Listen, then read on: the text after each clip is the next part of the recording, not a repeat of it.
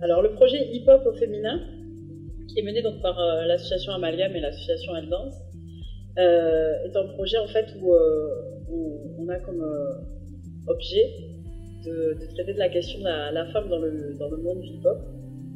Et voilà, et la femme dans le monde du hip-hop, en tout cas à Toulouse, ici où nous sommes, et aujourd'hui, avec les problématiques actuelles. Donc voilà, on a mené en fait 3 expériences avec notamment d'abord le duo Ainsi soit-elle avec Fanny et Laure, qui a été en fait pour moi une volonté en fait de travailler déjà avec elles parce que je les aime beaucoup, voilà, et que ce sont 2 super danseuses, et puis aussi parce qu'elles ont une connexion assez forte puisque Fanny a été longtemps l'élève de Laure et se professionnalise actuellement, et je trouve ça vraiment intéressant de pouvoir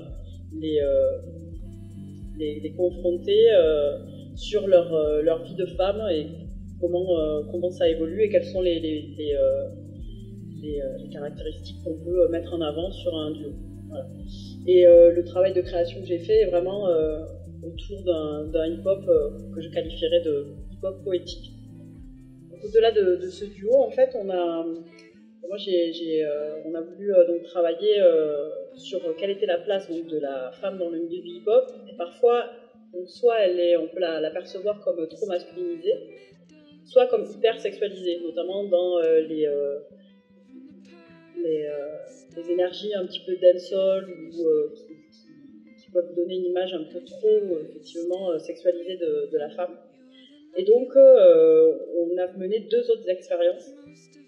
La première avec le groupe Jaffro, donc qui sont 3 danseuses dancehall, et où mon idée en fait de chorégraphique était vraiment d'amener le raga dancehall un petit peu dans une dimension contemporaine, avec des énergies un peu plus contemporaines, et toujours dans cette idée de poétique, d'amener de la poétique dans cette énergie-là, de la dancehall. Donc on a mené ce travail-là.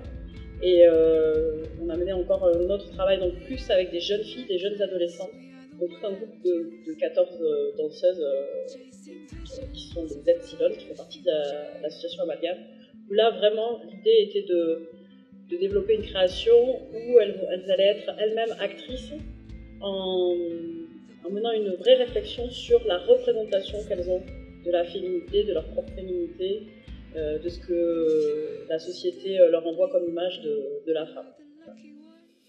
Le projet de Ainsi soit-elle, c'est vraiment aussi un échange entre nous et un véritable plaisir de travailler ensemble.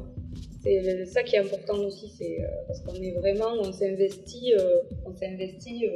Enfin, c'est un projet en autofinancement complet, sauf qu'il a été donc soutenu là cette année par la mairie de Toulouse. Mais c'est important de dire qu'on part de rien et qu'il y a vraiment un véritable lien qui est entre nous et qui fait que je pense que c'est ce qui donne aussi la force du projet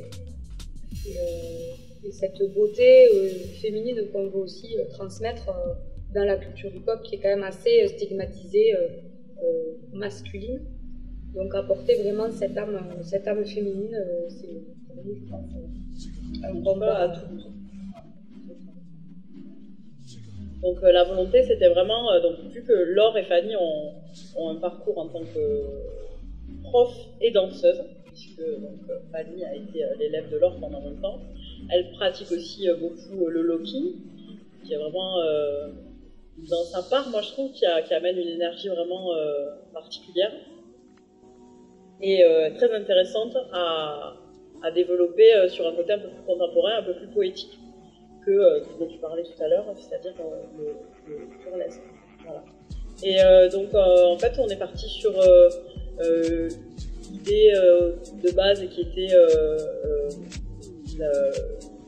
l'élève et le professeur, donc un peu l'élève et le maître, c'est-à-dire comment Laure a amené Fanny à se construire en tant que danseuse, puis la complémentarité, la féminité carrément assumée sur le troisième tableau. Et enfin, les deux femmes qu'elles sont et qu'elles sont devenues, c'est-à-dire des femmes combatives, guerrières, qui sont tout à fait... assument leur féminité dans la vie de tous les jours, qui sont des femmes meneuses, je dirais.